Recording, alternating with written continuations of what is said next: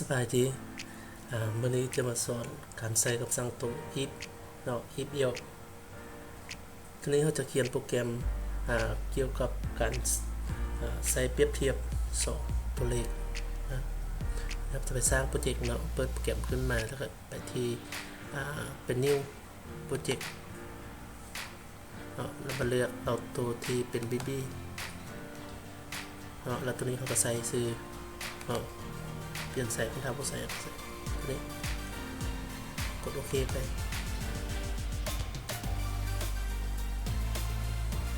นะอันนี้คือหน้าฟอร์มที่เราขึ้นมาเนาะหลังจากนั้นตอนนี้เราไปเปลี่ยนฟอนต์ทุกเทื่ออยู่นี้เราต้องเปลี่ยนใส่ฟอนต์ก่อนเนาะ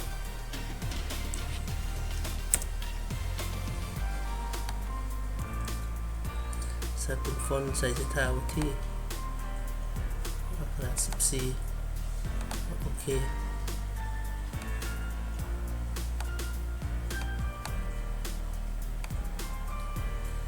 แล้วจากนั้นตัวนี้เขาจะทูตจะเข้ามานี่ตัวนี้เขาจะเอาใส่คือจะมีตัวเทคมา2ตัวแล้วก็ตัวระเบียวมาใส่เนาะเทคมาใส่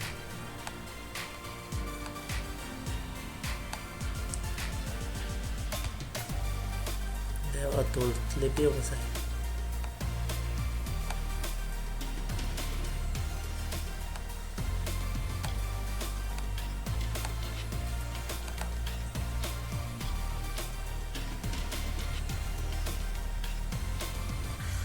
แล้วก็เอาตัวบัตเทิลมาใส่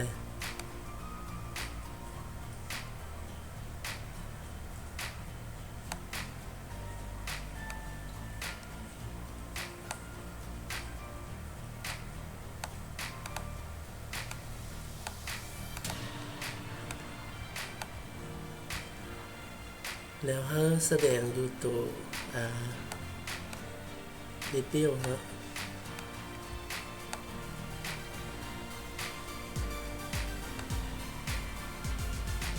แล้วเอาทูลตัวนึงคือตัวปัดเทปบอกนะ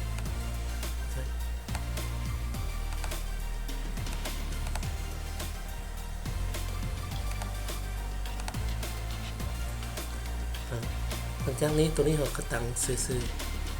ตั้งซื่อ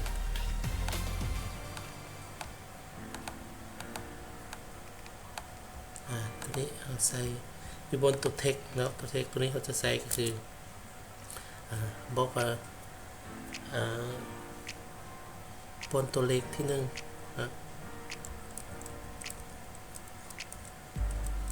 บนตัวเลขค่าที่1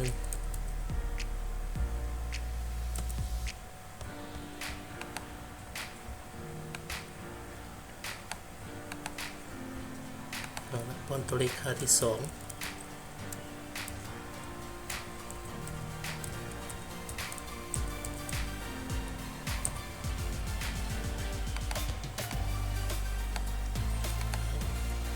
แล้วตัวนี้ใส่เป็นแสดงผล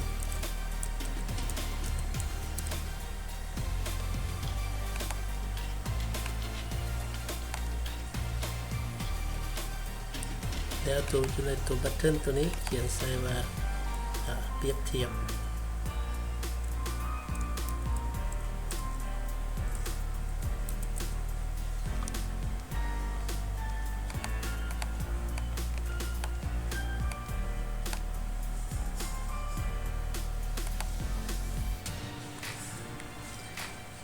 แล้วจากนั้นตัวนี้เราจะตั้งค่าตัวนี้เขาจะตั้งซื้อเราตั้งซื้อตัวเทคบ็อกแต่ละตัวนี้เขาจะใส่เป็นtxt number นึงแล้วตัวรูปนี้เขาใส่เป็น txt number 2แล้วเทคบ็อกตัวที่3ตัวนี้ใส่เป็น txt number 3นะ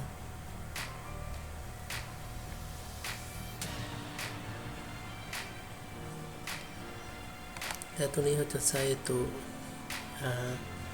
ซื้อเนาะจะ btn compress after compare และ compare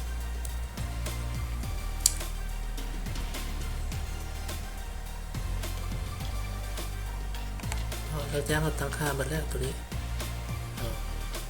อันนี้เราจะมาเขียนโค้ดคุมมันนะตัวนี้เราจะเข้าไปที่บัตเทิลดับเบิลคลิกเข้าไป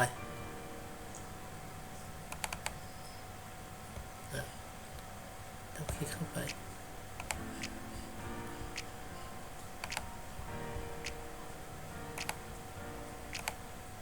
เรามาเขียนใส่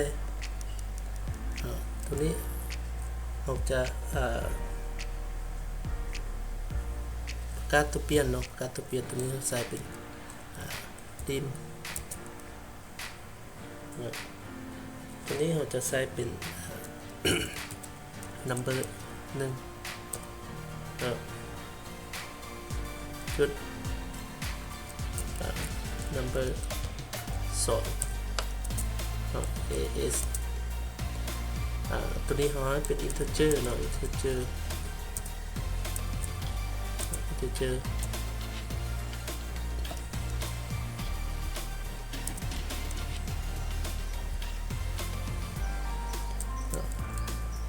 number 1ตัวนี้เขาจะให้ค่าของ text box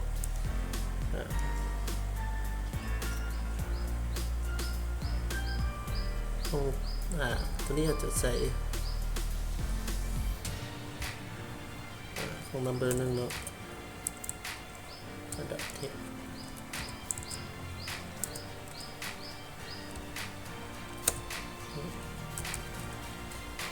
number 2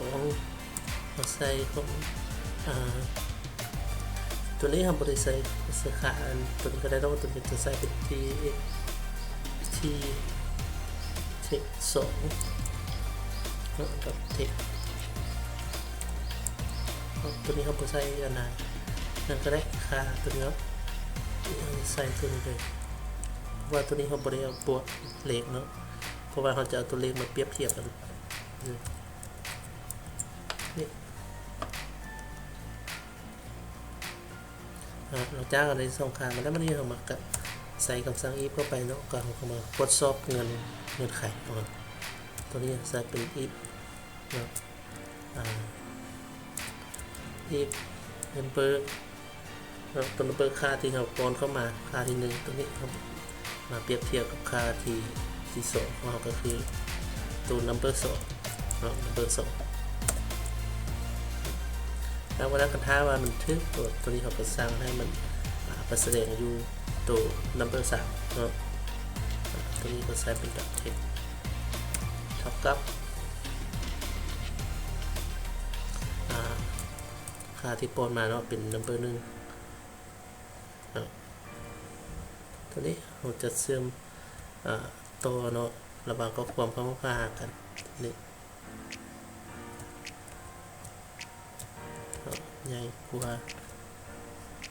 มาใหญ่กว่าแล้วก็ใส่เป็นnumber 2อันนี้ยังบ้างเลยเนาะ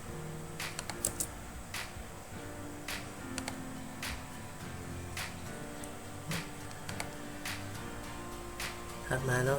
จุดใดถัดมานี้ฉะนั้นตัวนี้เขาก็มากดสอบตัวนี้ที่1เนาะตัวนี้ก็ใส่เป็นถ้าพูดถึงเงื่อนไขตัวที่1เขาจะใส่เป็นเงื่อนไขตัวที่2เขาจะใส่เป็นเอียวอิฟ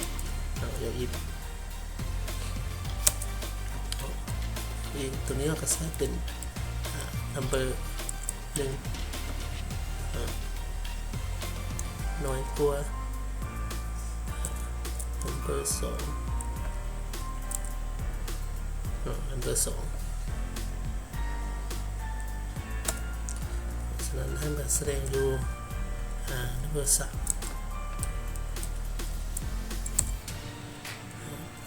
เท่ากับnumber 1 ใส่เครื่องหมายเชื่อมต่อเนาะนี่บอกว่าน้อยเครื่องหมายน้อยกว่าแล้วก็ใส่ number 2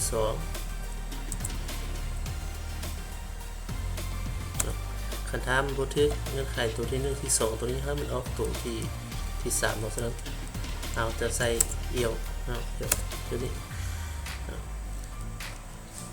เขาก็ใส่เป็นtxt number 3 dot text เท่ากับnumber 1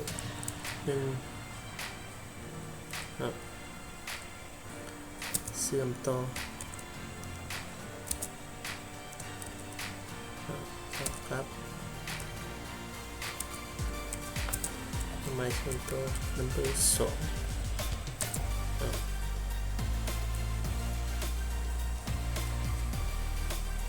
นี่ก็มาลันเนาะ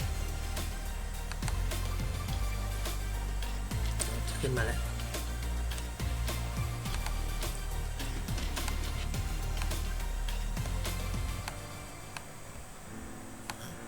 ปอนค่าใส่สมมติว่าครับปอนตัวเลขใส่25นี่ครับปอนใส่เป็น10เนาะเวลาคลิกปุ่มเนาะปุ่มเปรียบเทียบพวกมันนี้ตัวเลขมันจะมาแสดงเลยแล้วแสดงว่า25เนาะ25ใหญ่กว่า10เนาะแต่ปนี้ครับปอนใส่ตัวนี้เป็น5เป็น10เวลาคลิกเปรียบเทียบปุ๊บ5จะน้อยกว่า10เนาะถ้าเราใส่เป็น10เราเปรียบเทียบนี้มันจะเท่ากัน